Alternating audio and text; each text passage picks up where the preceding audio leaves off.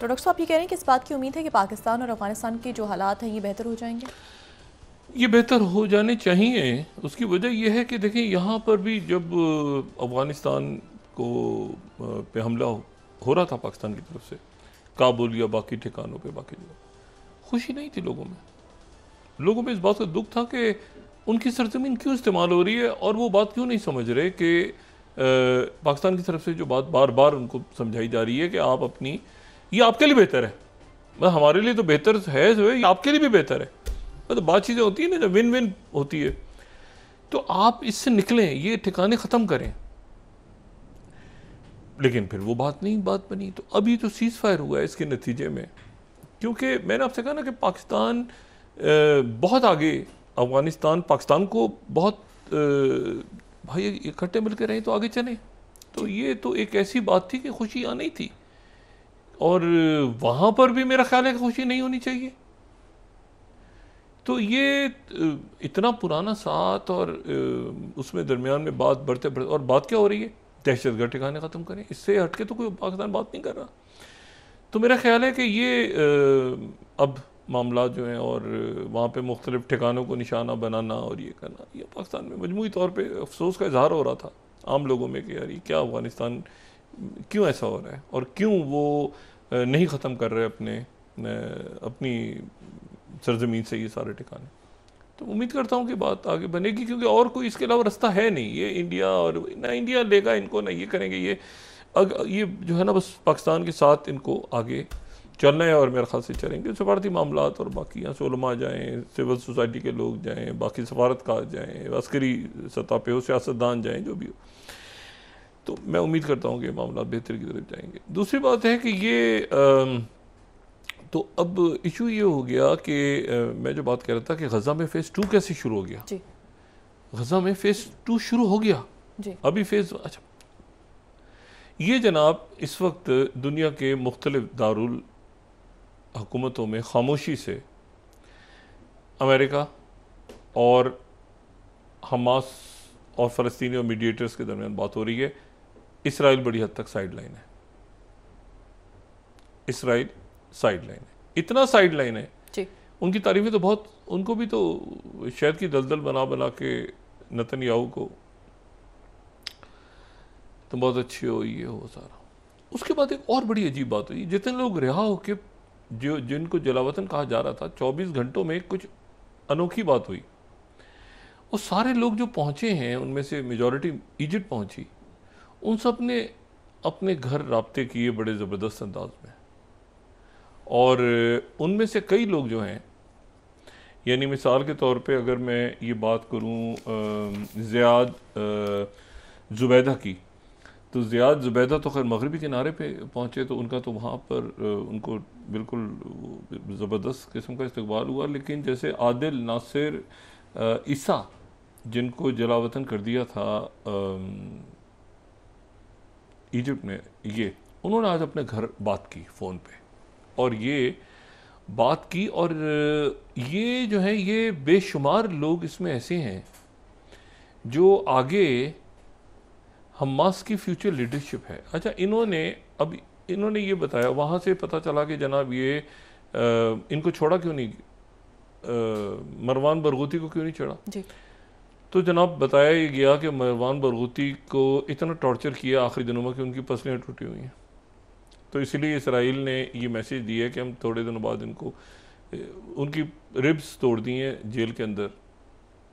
Torture तो सारे लोगों को टॉर्चर, लेकिन मैं आपको ये बताऊं, देखें, ये होता ना 1985 में एक ये जो पॉपुलर फ्रंट था ना, जॉर्ज हबाश वाला, जो बात उस दिन की थी। तो जॉर्ज हबाश के पॉपुलर फ्रंट से उनका एक फैक्शन अलग हो गया था, ठीक है। अहमद जिब्रील जो थे, उन्होंने अलग कर लिया था।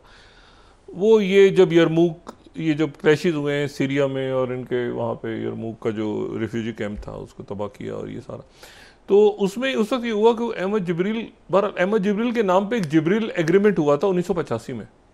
उसमें 3 इसराइली यरगमालियों के बदले 1150 कैदी रिहा करवाए थे फ़लस्तीनी।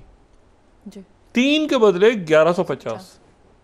उन 1150 में एक शेख अहमद यासीन थे जिन्होंने 1985 जिन्होंने आगे जाके बुनियाद रखी हमास की, और दूसरे जो हैं वो ज़ियाद अल नियाला थे जो कि जिन्होंने बुनियाद रखी फ़लस्तीनी इस्लामी जिहाद की।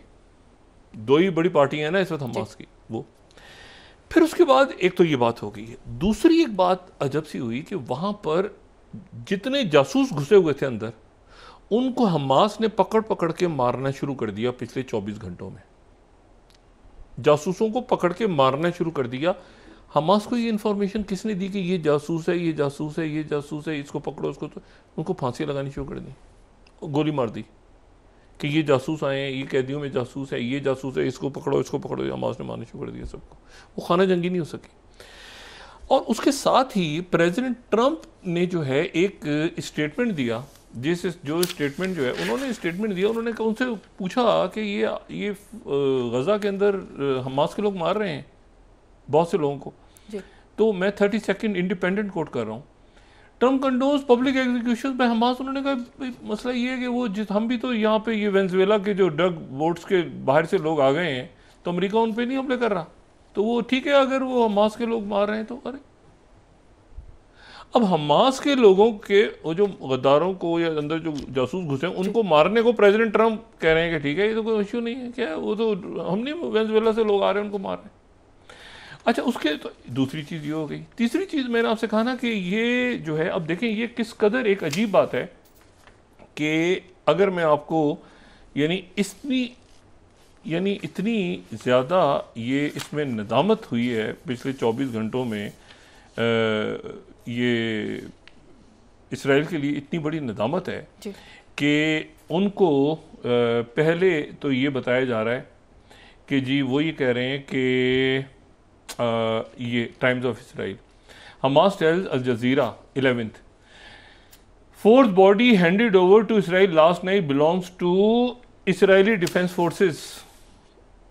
वो जो बंदे को आप कह रहे हो कि ये हमारा बंदा ही नहीं है, ये किसी और, ये एक बंदा हमारे वापस करो, ये तुम्हारा बंदा ही नहीं है, शोर आपने खप डाली हुई है, ये जो है ये आपका वो बंदा है जो कि पिछले साल हमने पकड़ के मार दिया था और आपको हम बता रहे थे। और ये मैं जब इन्होंने क्लेम किया था ना, तो उस वक्त अभी अल जजीरा को हमास ने बताया कि चौथी बॉडी जो है ये आपके फ़ौजी की है, ये गज़ा की नहीं, आप ही के फ़ौजी की बॉडी है जिसको आप कहते थे कि आपने अपनी लिस्टों में नाम ही नहीं डाला हुआ था।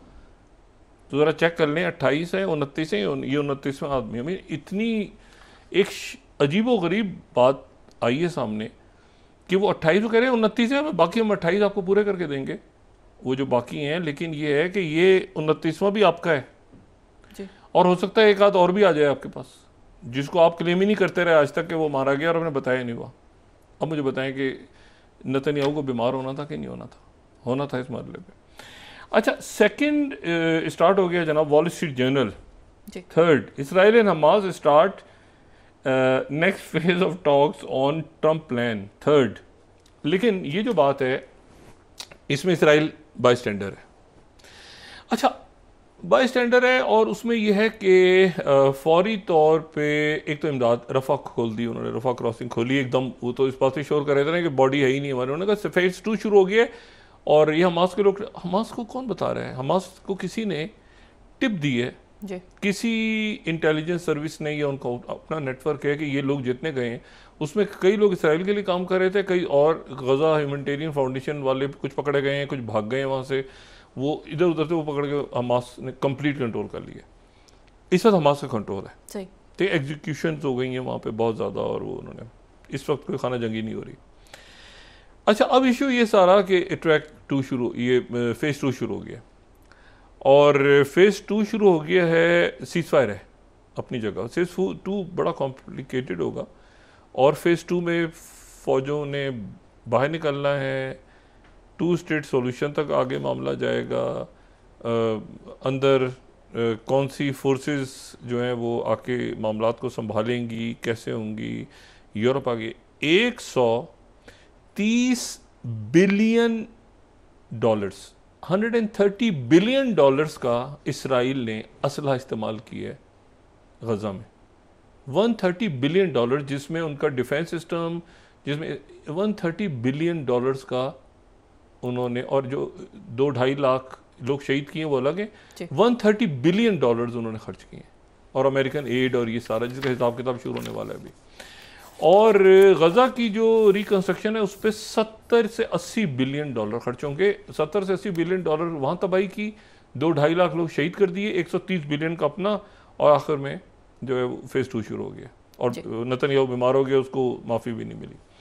यानी बाकी तो माफ़ी क्या मिलनी है उसको दुनिया में, और आखिर में जो कुछ होना है, लेकिन वो उस केस से भी उसको प्रेसिडेंट ट्रंप ने कहा था कि माफ़ कर दो करप्शन केस में, वो नहीं हुआ। इसका मतलब प्रेसिडेंट ट्रंप ने ऐसे कहा था खुश करने के लिए। अच्छा, लेकिन इसमें जो एक बात जिस पे मैं गुफ्तगू कल फर्दर बात करेंगे, वो ये है कि जो 2 लोगों की वहाँ पर शर्म शेख में कमी महसूस हुई। 2 शख्सियात वहाँ पे नहीं थी, सारी दुनिया थी, इंडोनेशिया, तुर्की, यूरोप, पाकिस्तान तक, लेकिन सऊदी अरेबिया, मोहम्मद बिन सलमान और यूएई, MBS और MBZ दोनों नहीं थे। ये दोनों सबसे ज़्यादा कंट्रीब्यूट करने जा रहे हैं, इसमें ये ज़हन में रखें। और इजिप्ट, जॉर्डन के किंग मौजूद थे, लेकिन जॉर्डन के किंग आप याद करें उनकी तो बड़ी ख़राब मीटिंग हुई थी प्रेसिडेंट ट्रंप से। फिर इजिप्ट का प्लान आया था सामने, इजिप्ट के प्लान को फिर उठाया था सऊदी अरेबिया ने, और लेकिन सऊदी अरेबिया और यूएई वहाँ पर दोनों की क़यादतें नहीं थीं। दोनों की क़यादतें, इसका मतलब ये नहीं कि वो इसमें इन्वॉल्व नहीं है, वो बिल्कुल आप समझें कि एक तरफ से वो आगे गए हुए हैं लोग कि अच्छा, लेकिन जो 2 पार्ट्स पीछे रह के तमाम उसमें जो रिकंस्ट्रक्शन के अंदर जो कौन से बोर्ड्स बनेंगे, क्या होगा, कैसे होगा, और दूसरा नज़रियाती इशू भी है ना। इजिप्ट के अंदर मीडिएशन पॉसिबल थी हमास के लोगों की, तुर्की में पॉसिबल थी, कतर में पॉसिबल थी, सऊदी अरेबिया में और यूएई में पॉसिबल नहीं थी अफगान या हमास के लोगों की ओपन किसी भी तरह से, उनकी ज़ाहिर है कि नज़रियात के इशू। लेकिन सऊदी अरेबिया और यूएई बहुत आगे है ये मसला फ़लस्तीन को हल करवाने में। ये ज़िम्मे रखें, ये ना समझें कि अगर उनकी क़यादत वहाँ नहीं थी तो वो बिल्कुल वो आगे बोर्ड्स ने कैसे बनना है, आगे वहाँ की रिकन्स्ट्रक्शन कैसे होनी है, आगे मामला कैसे हल होने हैं। प्लस ये है कि उनके और ईरान के दरमियान किसी किस्म का कोई तफरका नहीं हो पा रहा, किसी किस्म की। और अहमद शरा और ये जो ख्याल था कि वो सीरिया जो है वो निकल गया और इधर हो गया, वो हो गया, वो आज सारी बेसिस वहाँ पे मज़ीद रशिया की जो है वो, अभी चाइना का आएगा मामला तो जब मीडिया वगैरह में एकदम डिस्कस कर लेंगे। लेकिन मैं आज आपको आज के दिन बता रहा हूँ कि जो प्रेसिडेंट पुतिन से बात हुई है अहमद शरा की, उसमें चाइना भी डिस्कस हुआ है, काफ़ी डिस्कस हुआ है, ठीक है। और चाइना की भी बेल्ट एंड रोड और बाकी सारे हवालों से मामला चल रहे हैं जहाँ पे। तो अब इसमें हमारी दुआ है कि ये गज़ा से अच्छी खबर आए। आज के दिन सारा दिन कैजुअलिटीज़ नहीं हुई, बिल्कुल कोई किसी किस्म की वहाँ पर जो है वो सीज़ फायर है मुकम्मल तौर पे। हमास के लोग जासूस पकड़ रहे हैं, उनको किसी ने इंटेलिजेंस मुकम्मल प्रोवाइड की है कि यहाँ से जो लोग छूट के जा रहे हैं इसमें जासूस हैं वो एग्जीक्यूट का, और प्रेसिडेंट ट्रंप ने इजाज़त दे दी। उन्होंने कहा हम भी तो वेनेजुएला के लोग मार रहे हैं ना। और साथ ही ये कि पाकिस्तान और अफगानिस्तान के दरमियान अमन, ये सीज़ फायर आगे चले। सीज़ फायर क्या ख़त्म हो ना, जब ये जो भी कुछ हो रहा है ख़त्म है। ये जो वहाँ पे ठिकाने विकाने हैं, ये वांटेड हैं लोग सारे, तो ये क्राइम क्रिमिनल लोग हैं, इनको फारिग करके और अफगानिस्तान आगे निकले। जी बहुत शुक्रिया डॉक्टर साहब।